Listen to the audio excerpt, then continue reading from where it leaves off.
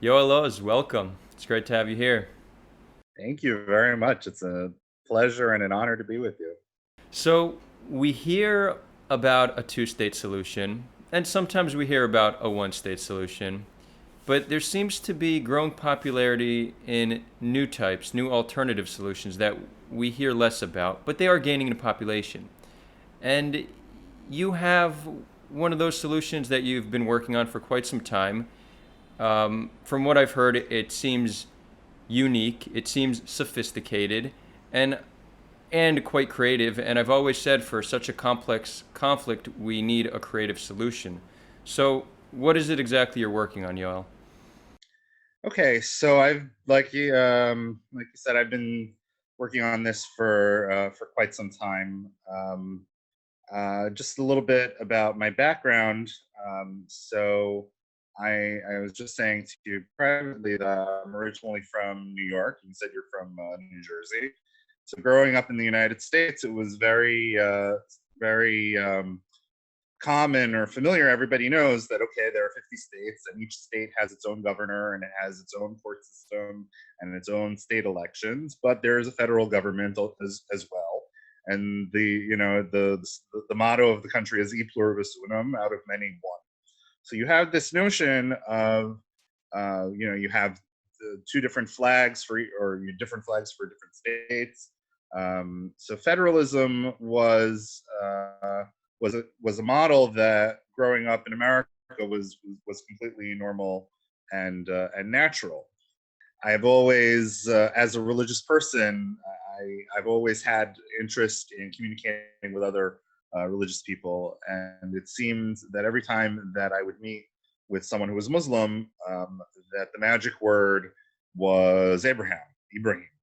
And as soon as you sort of said, okay, we're both either actual children of Abraham, or we are philosophical children of Abraham. All of a sudden, it created a dialogue, an ability to talk with each other. That we're not the same, but we have something in common.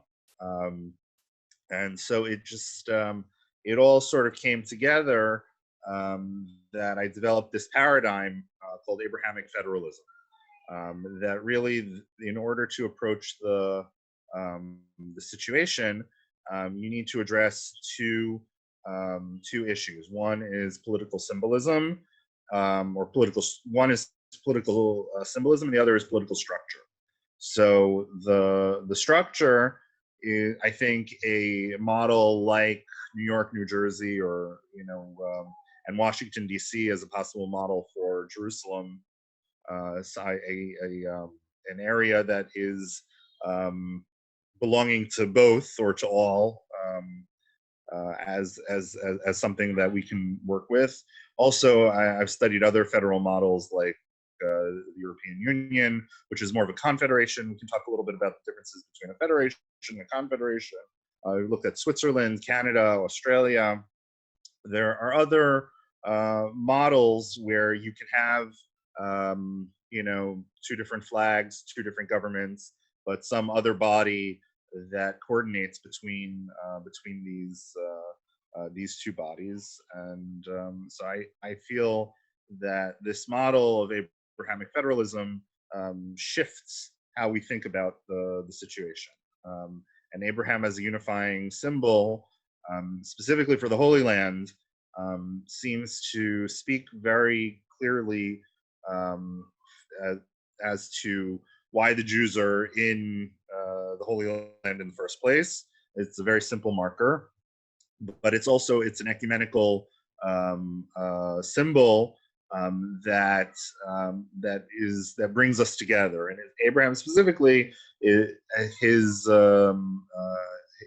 he represents in both Judaism and Islam as the element of hospitality, of kindness, of an open tent, welcoming to everyone. And that's, I think, what we're trying to replicate here. That everyone belongs here, everyone is welcome here. So people will sometimes ask, well, what about Buddhists and Hindus? I'm like, well, they're welcome too. Like, it's not. Everybody's welcome. Everybody's welcome, Yeah. and it's not just that the land, that arguing, does the land belong to this group, does the land belong to that group. We all belong here, I think, is the Right. is the right way S- of So it's thinking essentially about it's giving people autonomy over their own localized community, but all living under one unified roof, and the unifier being Abraham, which I think is very clever because it is our common ancestor, at least in biblical terms. Um, I'm I'm liking what I hear so far. it.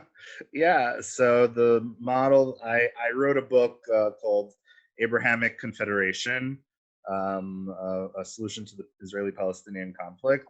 I've recently developed more towards Abrahamic Federation, but it's I think what's appropriate is a hybrid model, something in between federation and confederation. It's just a question of what you call it, but I don't think the name matters so much. In Switzerland is called the Swiss Confederation officially, but it's actually a federation.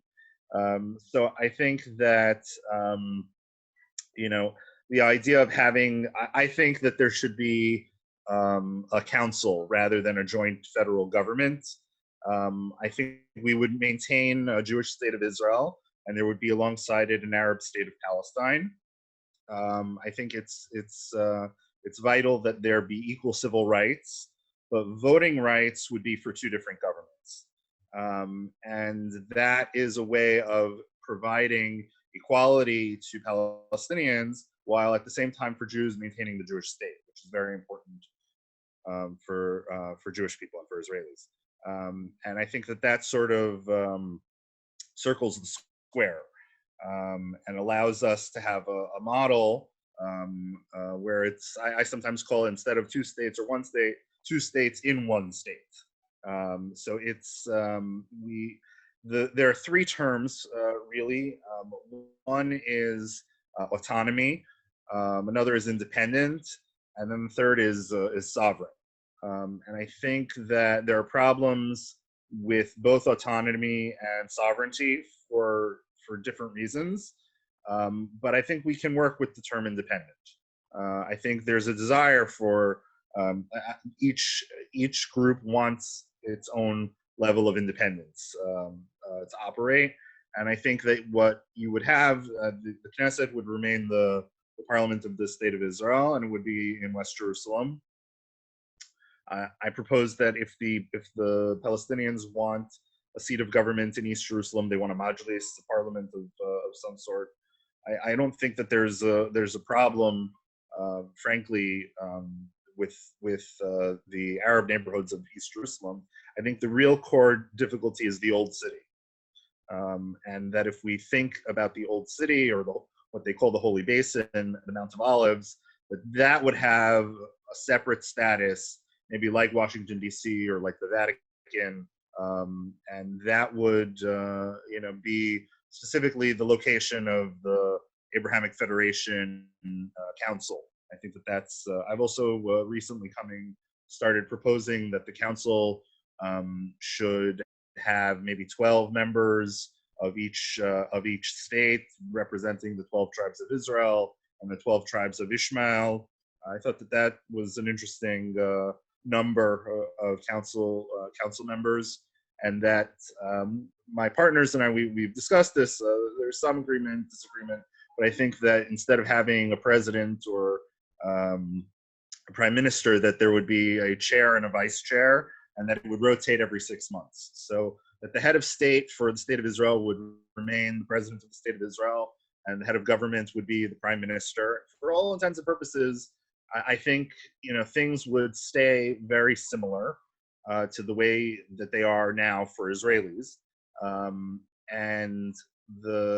but you wouldn't have this situation where it's like one state where there's one, okay, well, who will be the president and who will be the prime minister? Like you have in Lebanon, where it's like, okay, you always have to have a Shiite as a president, and a prime minister always has to be a Sunni. And I don't think that that's what we want to do. I think there are other ways of organizing this.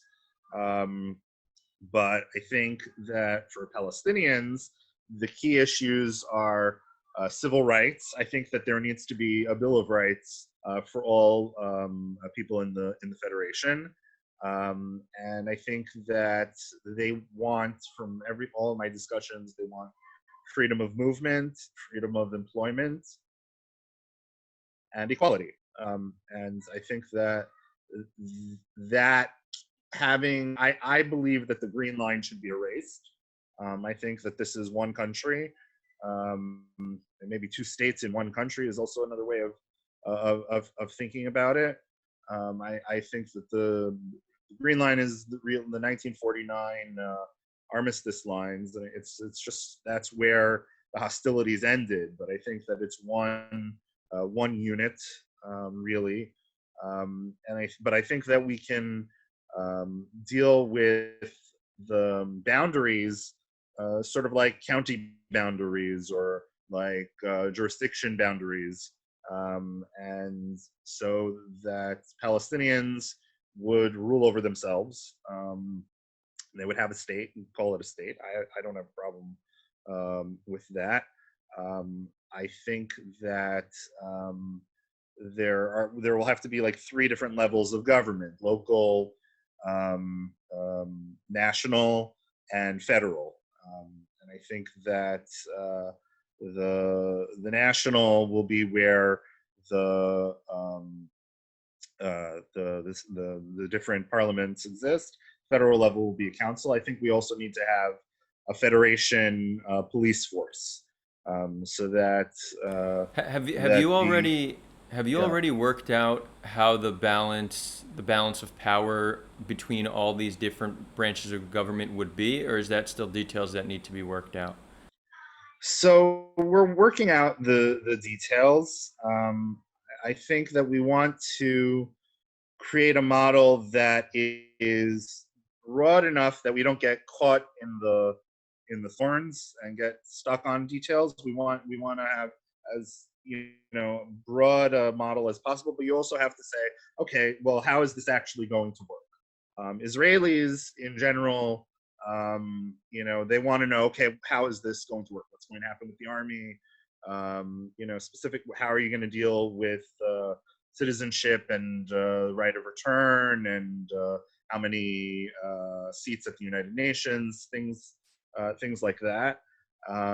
So we have worked those out, um, but I think we want to keep it again at this broad, also Abrahamic Federation model, where okay, we don't have to agree on every last detail. We can work it out, but I think the broader picture is one that that I think we want to try to get support. It needs to be both simple and detailed at the same time. So some people want to know the details. How is this actually going to work?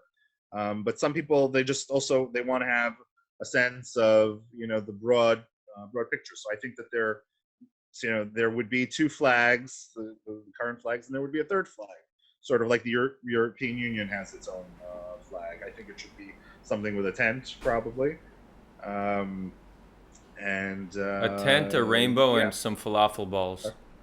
Sorry. A tent, a rainbow, and some falafel balls. Yeah, I just threw together some things that that seemed fun, but I didn't put much thought into that one. I like shawarma better. Yeah, sure. Yeah, but I'm all about supporting the future, which I believe is vegan. So I would support the Okay. falafel. Um, so you mentioned right of return. I think this is one of the greatest challenges that people don't know how to approach. So you said you have that worked out. Yes, so we think that the European Union's model of separating citizenship and residency might be the right way to do this. That, for example, someone who is a French citizen moves to Germany, they can become a resident of Germany, but they remain a French national or French citizen. They vote in French national elections. So I think you can have a situation where each state can decide who it wants to give citizenship to. So the Israeli law of return allows the state of Israel to say it wants to grant citizenship to any Jew over throughout the world. If Palestinians want to say that they want to give citizenship to Palestinians in the diaspora, I think that that would be okay, because it wouldn't change the balance of power in terms of the demographics, because they wouldn't be voting in the Knesset.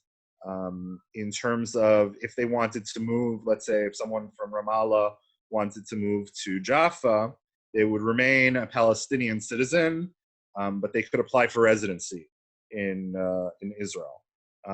But I think that in terms of, we also need to think in terms of for Palestinians, the issue of return. I think we need to take it out of the realm of not fantasy, but just sort of an idea. And how would this actually work? How practically speaking, is there going to be a ministry of absorption? Who's going to pay for it? So I think Israelis, will say, okay, you want to return. You set up your own ministry of absorption, but we're not paying for it. Palestinians, will have to fund it themselves, and they'll have to figure out how are they going to provide employment for Palestinians coming from the diaspora. Is there going to be a competition between Palestinians who are here now and Palestinians who would be coming from abroad, educating the Palestinians who might want to come here. Those are some of the real economic questions that I think when we start talking about, okay, again, like how would this practically work? I think that Palestinians have to decide for themselves, what kind of government, what kind of governing structure do they want, and they have to, and we can work with each other, but I think that this is one of the things that they have to decide for themselves who they want to grant citizenship to. But I think that you could have, but the second level of citizenship is the federation citizenship. So I think, like in the European Union, you could have a federation passport, Abrahamic Federation passport, and it would have two versions. One would be an Israeli version, and one would be a Palestinian version. And all citizens of the federation, again, they would have equal civil rights. But the trick is, how do you do this while maintaining a Jewish state demographically? And I think that that federation or confederation is the key that will unlock this particular problem. How do you give rights? How do you allow Palestinians from abroad to come here while still maintaining a Jewish state? I think that providing an independent Palestine, what we don't want is separation. That's the key thing. A separation, we don't believe brings peace. A separation is a divorce. That's what you do when you can't live with each other. We have to figure out how to live with each other. The model that we talk about is that this is, rather than a marriage dispute, that it's an inheritance dispute. It's a family dispute. But the question is, how do we allocate, the property, the Yerusha, the inheritance, in an equitable manner? And I think that's, so Israelis, again, like, they want to know the details. When I speak to Palestinians, they're thrilled with Abraham. They love it. But they don't really know necessarily what federalism is. But they're like, sounds pretty good. And yalla, what are you waiting for? And I think that now with the deal with the United Arab Emirates, it's going to create an opportunity for economic development in the region, where Palestinians really could be the middleman, the brokers between the Israelis and the Gulf states. I think that we should have one open market. And I think that we should, try to figure out how do we open up to the markets of the Middle East. And I think that that's also something that the Europeans, when they agreed on having one open market, that was what broke down a lot of the barriers between the countries. You still have, again, each state has its own regulations, it has its own laws, it has its own parliament. You have to work out what are the boundaries between the national level and the federal level. I personally think that the federal level needs to be very limited in terms of its power. But there's things like infrastructure and transportation, water, and I think also security to some extent that we can work together on. Right. Would you say it's fair to say that Israelis care more about the details than Palestinians because we have different concerns, right? Palestinians currently aren't equal, so that's really all they care about. They don't care what the details are as long as they're free and equal. And Israelis, it's more of a demographic and security concern, so that's why those details are very important. How do we maintain some, demographic control and remain secure? It seems like that's probably driving the distinction between how Israelis and how Palestinians react to this. Yeah, and I also think that Israeli Jews don't realize how significant Ibrahim is in Islam, and that the majority of Palestinians, Arabs, Muslims are traditional. They're religious people. 90% I think start Ramadan fasting. I don't know that 90% make it through the whole month, but they have a very the Quran mentions Ibrahim many many times. Mentions Moses 136 times. They identify with many of the stories in the Torah, and they see themselves, they see us as the children of Yitzchak, and they see themselves, the Arabs, as the children of Ishmael, and that we're cousins. We know that Hebrew and Arabic were related languages. They're both Semitic. Some people ask, well, why don't maybe we should have like a Semitic alliance?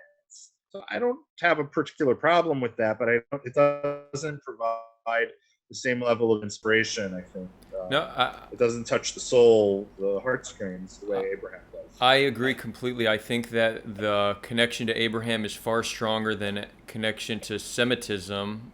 And if you want to do something that will inspire people, you need to touch on areas that are important to them.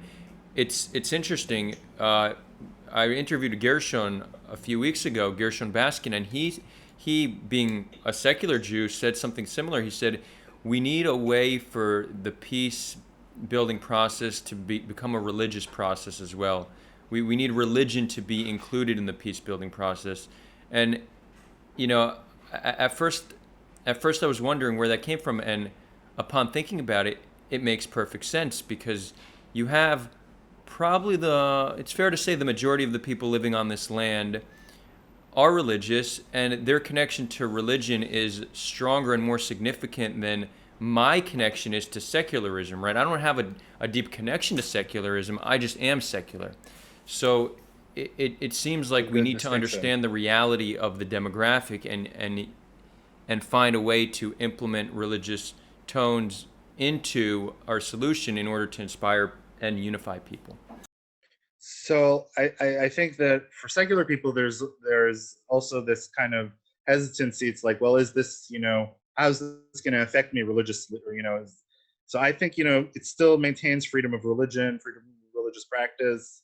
I actually think that, if you think about the term Israel itself, it also has religious overtones and connotations. Abraham is actually a broader term. But I think it has healing power. And I think that it's been said that if religion is part of the problem, it also needs to be part of the solution. And I think for the Holy Land specifically, it's clear that we need to be dealing with religion in a sensitive but serious way. And I think that that's actually been one of the The flaws of a lot of the peacemaking in the past is that they've always seen religion as an obstacle, something that needs to be rolled over. That the religious people are the people who are the most difficult to get to an agreement. I think it's the opposite. I think that religion can open up the heart. As long as there's no coercion, as long as people feel comfortable, people want to feel inspired, and everybody knows that this is a special land. Everybody knows that Jerusalem is, the heart of the Holy Land. How to manage it on a day-to-day basis is tricky, but I think that it's as long as there's mutual respect, and I think that's something that this provides. I think that for Jews, we see ourselves as descendants of Abraham, Isaac, and Jacob, and we see Muslims as monotheists, as they fall under the category of Bnei Noach, the children of Noah, and I think that there's no problem with religiously with non-Jews living in the land of Israel peacefully. But I think that this situation is even better than the partition situations. There are religious questions. Is it permissible to give away land for peace? So there were those who said that it's permissible for pikuach nefesh, for if it's going to save lives, and then the debate was, well, will this actually save lives or will it endanger lives? I think this model, it doesn't even involve giving up or land. If a Jew wants to go live in Ramallah in this situation, I don't think that, as long as they keep the laws and they're not vandalizing property, and I don't have a problem with that. And I think that that's also an advantage of this plan. No settlements will be uprooted. Hebron is a part of Israel. The Cave of Machpelah is, some call it the second holiest place in Judaism, where the forefathers and their wives are buried according to tradition. And I think for Palestinians, Jaffa is a part of historic Palestine, and we're all in it together. So I think that religion has healing power. That it can also be a source of conflict, but a lot of it depends on the leadership and the kinds of messages and tones that they set. And I think that a lot of religious leaders are actually, very much believing in coexistence. I think we need a lot more education. Jews need to learn more about Islam, and Muslims need to learn more about Judaism. But I think we're very similar. We really are cousins. The cultures are similar. The religious cultures are very similar. So yeah. How would the military function in the Abrahamic so Federation? That would go back to the levels, that there would be local, national, and federal. I think that the IDF should remain the national army of the state of Israel. I think that in terms of policing, I think we need the military occupation aspects to be removed, but we can't have chaos. There needs to be law and order. And I think that a lot of the responsibilities can be shifted to professional federation police, and that these need to be, instead of 19-year-olds with M16s who are scared. Israelis often don't realize that Palestinians for them, security means they're afraid of getting shot. If they look at a soldier the wrong way, or if they're not respectful, that their lives are in danger. So I think we need to have police officers who are over the age of 25. They're fully professional. They're absolutely, bilingual in Hebrew and in English. I would even love it if you have two police officers in a car, one Israeli, one Palestinian, as a way of dealing, certain things like traffic in the West Bank, like there are many a lot of accidents, a lot of there's kind of chaos when it comes to things like that. I think there's no reason why you can't have Abrahamic Federation traffic police, for example. And I think that but that when you get pulled over, that you anytime you get pulled over by law enforcement figure, you're going to be a little worried. But that's, I think, keeping the law and is vital. And so I think we need to be shifting the army level. Army shouldn't be doing policing. But the Palestinians have said that they're not interested in having an army. They would rather spend the money on schools and hospitals. So I think that the IDF would remain as it is. Over time, I think the things could change. If there's peace, there's less of a need for an army. But I think Israelis are still very scared. So they want to maintain the IDF, but I think that the policing aspect should go at the federation level. And it seems like the military can also be the military of the Abrahamic Federation, and Palestinians could join that, what is currently known as the IDF. So I think Israelis would have a lot of problems with that. I think they would be very. They would have problems with it now, though, right? Given a proper peace agreement and reconciliation process, it seems like it's definitely viable. Right. So it's called the Israel Defense Forces. So I think it's still at this point it's Israeli. I don't think I think that the federation shouldn't have an army. I think that I think that the state of Israel, certainly for the foreseeable future, will want to maintain its independent control over the army. And I think that that's personally, I think that that's a way of dealing with it. Palestinians may have a problem with it. I think that this is something that we can debate, and I think that this isn't a deal breaker per se. No, I don't think politics is going to go away. I'm not people say, oh, you're utopian. Every time you're a dreamer, you're an idealist. I am a dreamer, but every time I hear that I'm utopian or an idealist, I'm like, that's an insult. Thank you very much. I'm not. I'm actually. I like to call it pragmatic idealism. Well, dreamers change the world. So I'm sorry. Dreamers change the world. So yeah, you have to be able to see the world in a different way. But I was a political science major. I don't think that we're going to all of a sudden agree on every last thing. I think that politics and debate over politics and political parties are going to remain. But I think that at least it happens in a political setting rather than in the streets with guns.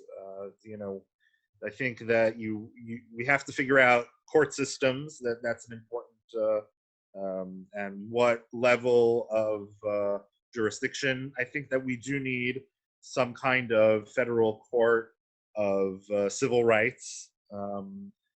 And we have to figure out what would be the composition and who would go on to the court.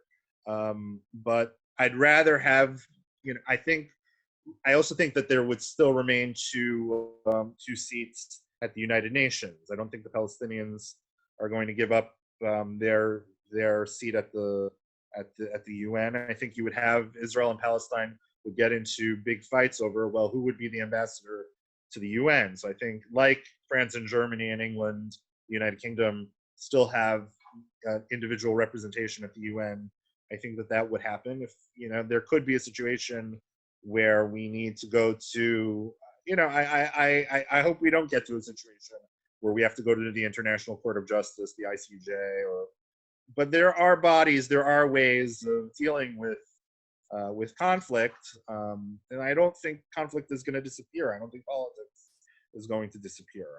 I think that we can create an environment where we try to work together, and if we create a structure with checks and balances, and that has fairness, I think that will create a way of trying to avoid getting into problems. But I think that um, I think it's doable. I think it's really doable.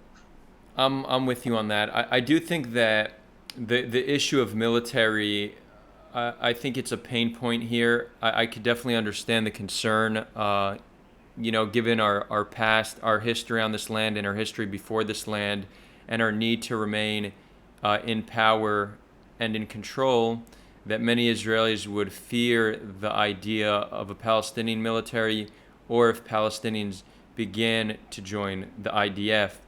That being said, I think that any area where there's an inequality between both sides is going to create some tension that has potential to boil over, or to even stop a deal from happening. So, humans in general just have an innate need to want what their neighbors have. Right, this is natural. We want what our neighbors have, and there's data to back this up, that one of the most important factors in human well-being is to not have a huge disparity of wealth in a given nation. If everybody's poor, then they're happier than if some are very rich and some are poor.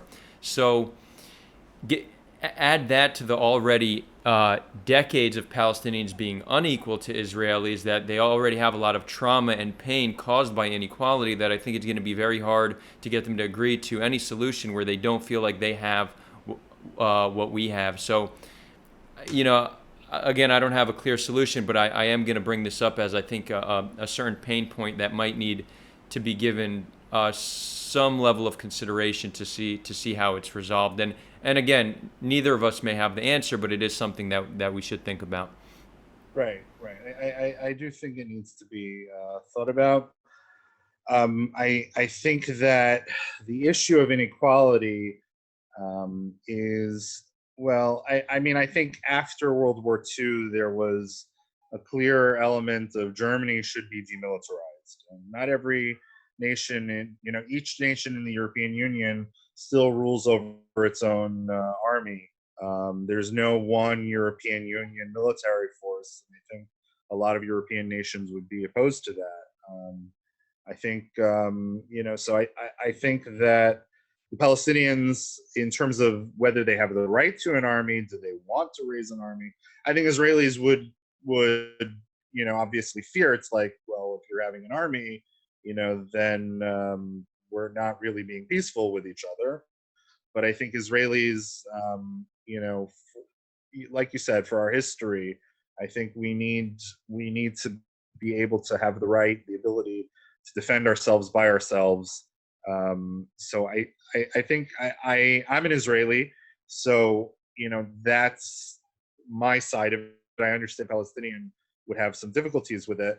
I think that the key issue is that military occupation and inequality has to stop. And I think that the other thing in terms of inequality is there is a great disparity between the economic situation in Palestine and the economic situation in Israel. And by default, Israel is like, because our economy is much stronger, we have to figure out how do we deal with, the imbalance of power, and find the economics of the situation, taxes, and all that. That's the nitty gritty where again, like, these are areas where there's going to be disagreement. All that fun stuff. Yeah, yeah, all of those things, and Right. budgeting and allocation of funds, and but that's okay. That's okay.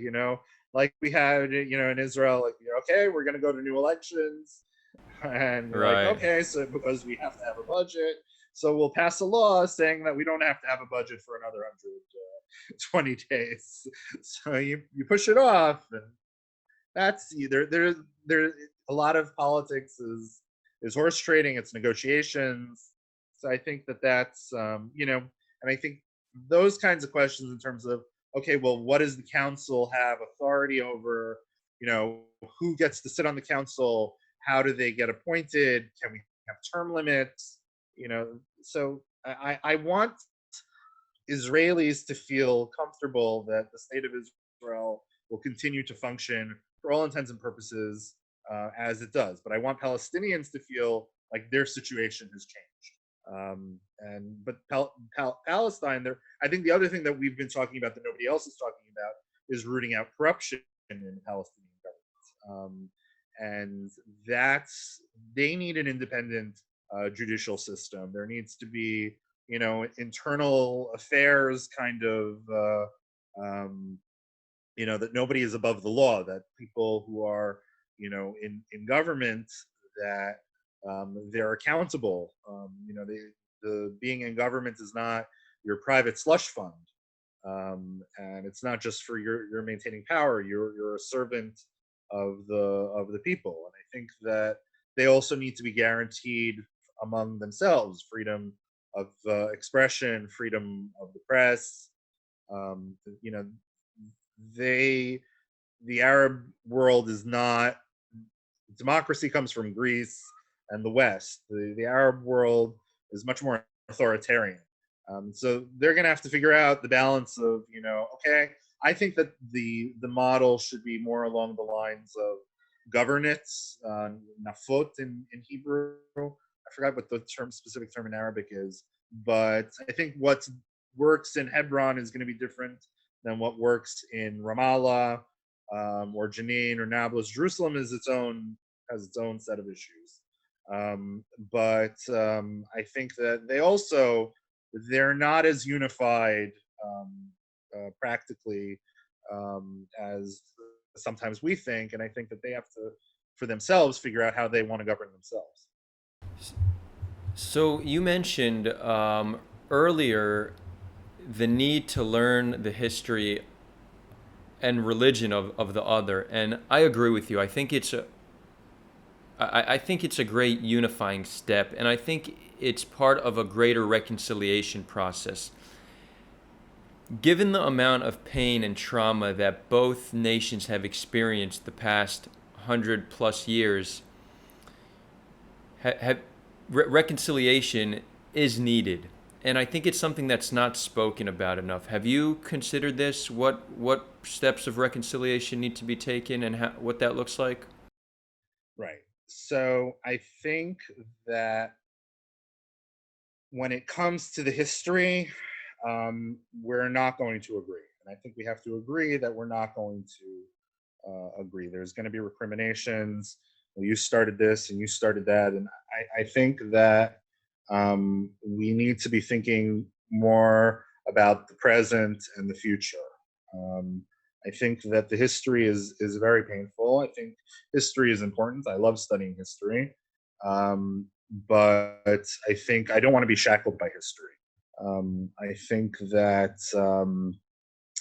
you know uh, if we get into the cycle of who started what with whom, we'll never get out of it. That's my personal opinion. Um, but I think that, like, I'm opposed personally to, like, the South African or the Rwandan truth and reconciliation kinds of processes. I don't think that works here. I don't think that this is a simple, like, the Jews in Israel are not like the whites in South Africa. It's a very different situation, and there's a lot of blame to go around. There's a lot of pain.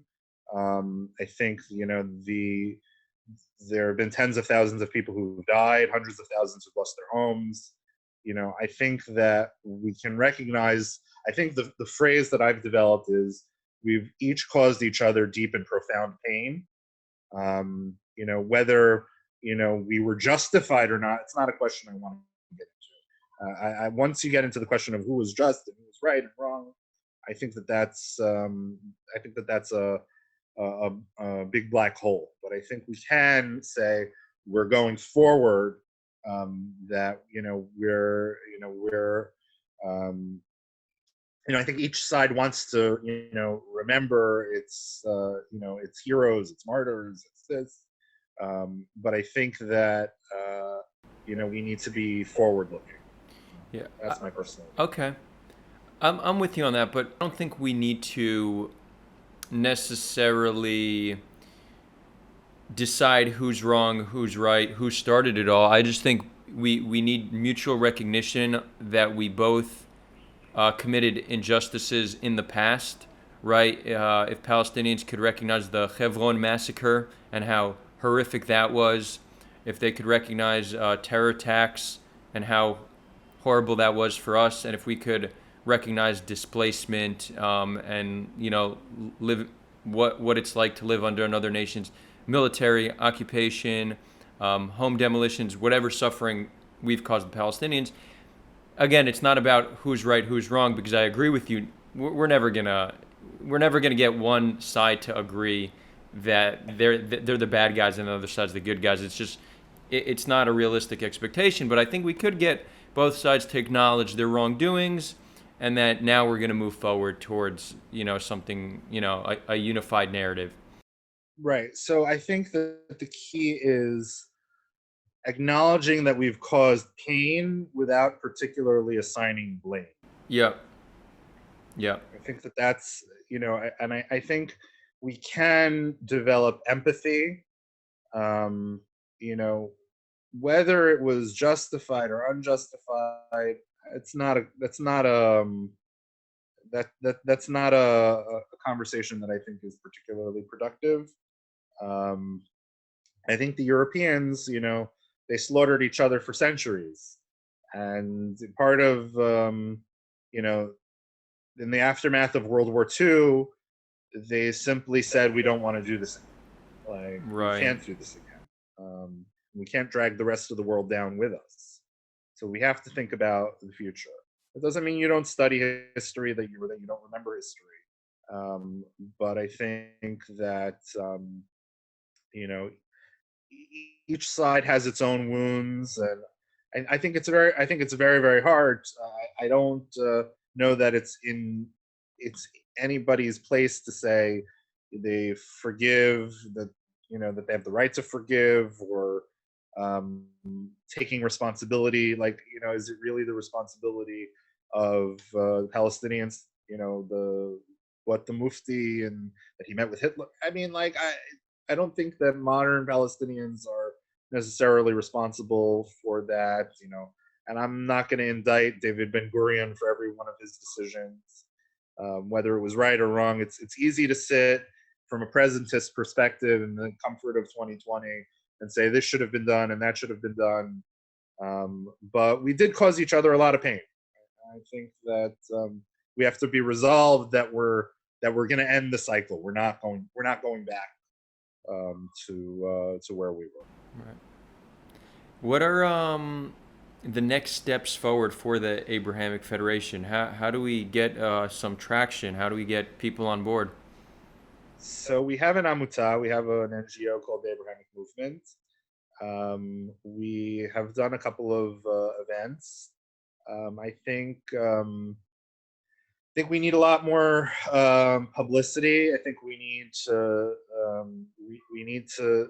I've thought about having a Congress of some sort, an Abrahamic Congress, Abrahamic Federal Congress, where we work together to build this model going forward.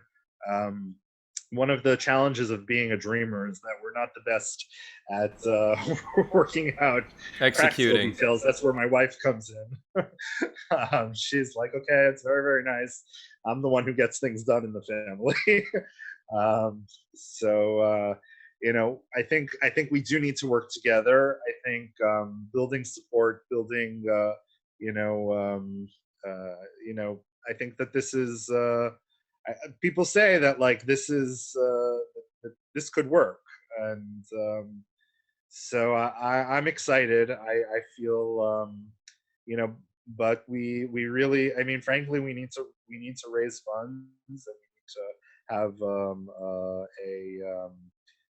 a publicity campaign. We need to I think at this point we're at the point where we need to be thinking about this as a political campaign, and I think we need to work with political leaders. I think we need to get the support of political leaders. I think Ruby Rivlin, the president of the state of Israel, has expressed his support for ideas of this sort. I think maybe if we could get his support, I don't know what's going to happen with Netanyahu, Gantz, Abbas. I think we need to be thinking practically as a political lobby. We need to be a movement that promotes something, but we also need to be talking to political leaders, and we have to be, pressuring them. I think that things. A lot depends in Israel on America and what happens in American elections. So I think that what happens in America, if there's a new administration, I think will change things for Israel. Could change things for Israelis. It may, the situation. The Israeli right wing is relatively happy with Trump. If a Biden administration comes in, things could change. So maybe they need to understand that I think that this has the ability to appeal to the right and the left, religious and secular, Arab and Jew. And I think, but it's like, okay, we've got to move. We've got to, that the clock is ticking, and I think we have to neutralize. If Israelis and Palestinians can make peace, we can then tell Hezbollah and the Iranians, get the hell out of here. Like, stop screwing around with our region. And I think that would, and I think the Saudis could play a great role, especially the Abrahamic peace. If we could get the Hashemites and the King of Jordan, all of these people. So I'm thinking big, but making those contacts, and I think when we present ourselves as a movement, that there's popular support for it. I think that that has power. So we need to be building steam and momentum. Great. Any final thoughts you want to share? It's doable. Yesh pitaron. The Abrahamic solution, I think, is I think that it. People ask me, "Am I optimistic?" And I say yes, because I think that there is a way forward. And we, how do we get people on board? How do we, how do we build steam? How do we go with this? But I think it's doable. Amen, brother. I'm with you. Thank you so much for your time, and continue to Thank stand you. up for something so important.